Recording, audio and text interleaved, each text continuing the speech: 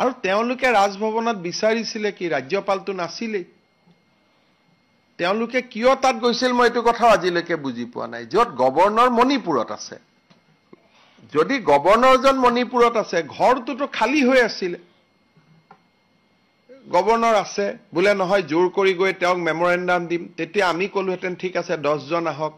50 জন আহক 5 জন আহক ভিতৰত লৈ গলোহেঁতেন চাহ খোৱালোহেঁতেন মেমৰেণ্ডাম ললোহেঁতেন গভৰ্ণৰ নথকা সময়ত তেওঁলোক ৰাজভৱনত কিয় গৈছিল এইটো প্ৰশ্নৰ মই উত্তৰটো বিচাৰি পোৱা নাই যদি গভৰ্ণৰ নায়েই তে ৰাজভৱনত আপুনি কিয় গৈছে আৰু আপুনি গৈ পেলাই এনেকুৱা ব্যৱহাৰ কৰিলে যে তাৰ কাৰণে পুলিচে যদি কালি আপোনালোকেতো টিয়াৰ গেছৰ কথা কৈছে যদি পুলিচে কিবা কাৰণত ফায়াৰিং কৰিবলগীয়া হ'লেতো ইমান সৰু ৰাস্তা আৰু কোনো মানুহটো তাত প্ৰস্তুত হৈ যোৱা নাই যে ঘটনা এটা ঘটিব গতিকে কংগ্ৰেছ দলে নিজৰ কৰ্মীসকলৰ উপৰিও সাংবাদিকসকলৰো জীৱন তেওঁলোকে এটা প্ৰত্যাহ্বানৰ সন্মুখলৈকে লৈ গৈছিল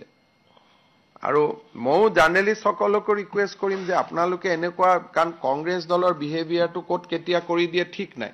বহুত ওচৰত যাব নালাগে কাৰণ ৰাহুল গান্ধী ইনাখন আহোতে আমি খানাপাৰা দেখা পাইছিলো একেটা কামেই কৰিছিল হিদিনাখনো পুলিচ ৰেষ্ট্ৰেইন হৈ থাকিলে নলে হিদিনাখনো টিয়াৰ গেছ পুলে গুলি চালনা হ'লহেঁতেন কাৰণ তেওঁলোকৰ গোটেই উদ্দেশ্যটো হ'ল বেৰিকেডটো ভাঙি ভিতৰত সোমাই যাব লাগে এটা ভিতৰত সোমাই গৈ কি পাব ৰাজভৱনত যদি গভৰ্ণৰে নাই ভিতৰত সোমাই লণ্ডভণ্ড কৰাৰ বাদেতো বেলেগ কোনো ৰাস্তা নাই তেওঁলোকে যদি আমাক ক'লেহেঁতেন যে নহয় আমি হুলস্থুল কৰিছো কিন্তু 10 জনক আমাক ভিতৰত যাব দিয়ক 15 জনক আমাক ভিতৰত যাব দিয়ক 20 জনক আমাক ভিতৰত যাব দিয়ক যদি ভিতৰত ৰাজ্যপাল থাকিলহেঁতেন আমি তেওঁলোকক মাতি লৈ গলোহেঁতেন যে আহক লক কৰক এটা য'ত ৰাজ্যপালে নাই তাত তেওঁলোকে কিয় হুলস্থুল কৰি আছিল এই প্ৰশ্নটোৰ উত্তৰ মই আজিলৈকে বিচাৰি পোৱা নাই যে গভৰ্ণৰ নাই তেওঁলোকেওতো জানে গভৰ্ণৰ মণিপুৰত আছে গতিকে তেওঁলোকে তাতে কিয় গৈছিলে ৰাজ্যপাল নোহোৱা ৰাজভৱনটোত কিয় গৈছিলে এইটোৰ এটা মই ভাবো যে কাৰণটো বিচাৰি উলিয়াব লাগে আৰু তেওঁলোকৰ মই যিমান দূৰ বুজো তেওঁলোকে তাতে হুলস্থুল কৰি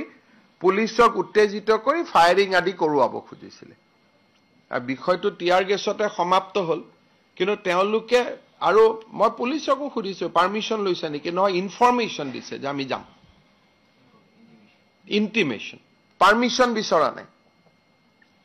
গতিকে মই পুলিচক কৈছো গোটেই ঘটনাটো যেহেতু অকল কংগ্ৰেছৰ সদস্যই আহত হোৱা নাই সাংবাদিকসকলো আহত হৈছে সেইকাৰণে বিষয়টো তদন্ত কৰিব লাগে এফআইআৰ কৰিব লাগে